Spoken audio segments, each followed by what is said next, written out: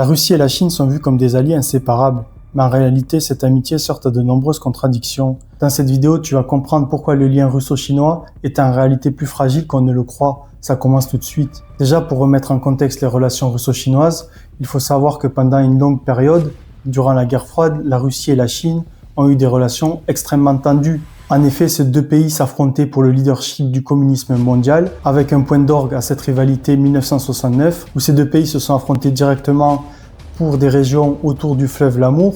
Ce conflit a été vraiment sérieux, il a causé de nombreux morts du côté russe et chinois, et il a même failli déclencher une guerre nucléaire entre la Russie et la Chine, avec les Russes qui ont hésité à réaliser une attaque préventive contre la Chine. Après cet événement, les relations restent extrêmement tendues jusqu'à la chute de l'URSS. Ensuite, il y a un rapprochement russo-chinois à partir de 1996 avec un premier accord russo-chinois pour interdire l'utilisation d'armes nucléaires entre ces deux pays. Puis un événement clé de ce rapprochement, c'est 2001 avec la création d'un traité entre les deux nations qui instaure dès lors une relation de partenariat privilégiée entre la Russie et la Chine. Ainsi, ces deux pays se sont rapprochés récemment.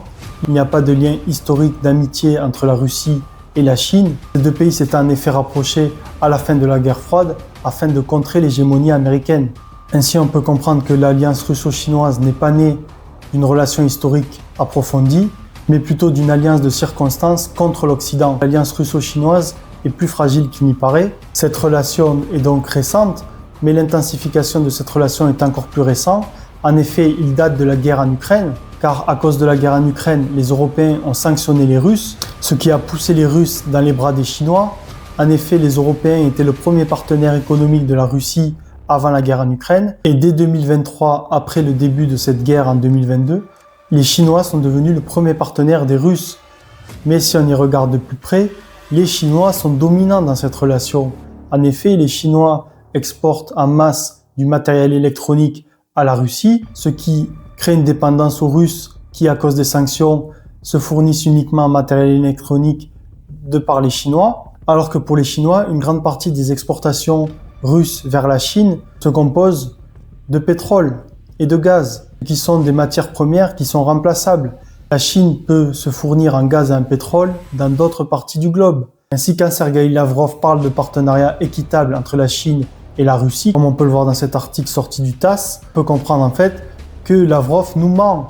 En effet, la Russie est en fait bien inférieure à la Chine dans ce partenariat, et ce déséquilibre est extrêmement menaçant pour la relation Russie-Chine. Si on ajoute à cela que la Russie et la Chine sont en compétition directe pour le leadership dans une zone précise, l'Asie centrale, la situation devient explosive. En effet, la Russie a une grande influence dans cette zone depuis la chute de l'URSS, car de nombreux pays de cette zone appartenaient à l'URSS, et la Russie avait donc le monopole sur les relations avec ces pays, avec par exemple le Kazakhstan, où la Russie exploitait les mines d'uranium, ce qui permet à la Russie d'être le premier producteur mondial d'uranium enrichi. Mais la Chine contre-attaque dans cette région. De nombreuses mines au Kazakhstan, par exemple, passent aux mains des Chinois. Il y a une compétition secrète dans cette région d'Asie centrale entre la Russie et la Chine. Ce partenariat Russie-Chine semble donc plus fragile qu'il n'y paraît.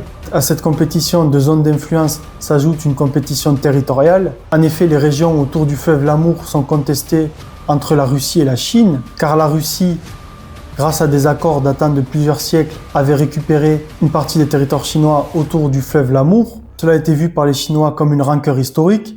Or, en 2004, Poutine a concédé une partie de ces territoires à la Chine dans la perspective de bonnes relations entre la Russie et la Chine. Ainsi, on voit directement que la Russie est bien en infériorité dans ce partenariat avec la Chine et que cette rivalité historique pourrait être au cœur d'un déchirement russo-chinois. Enfin, les stratégies de ces deux puissances semblent contradictoires.